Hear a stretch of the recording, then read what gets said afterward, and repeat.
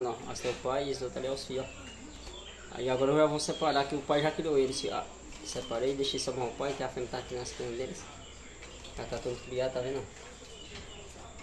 Os três já estão criados, o tamanho do pai, parece mais um.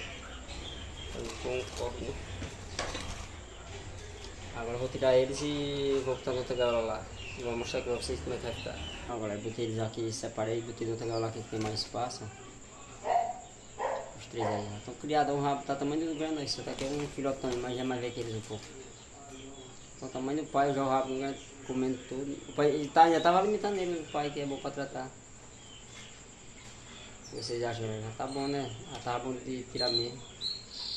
Ó, essa é uma mutação bonita, né?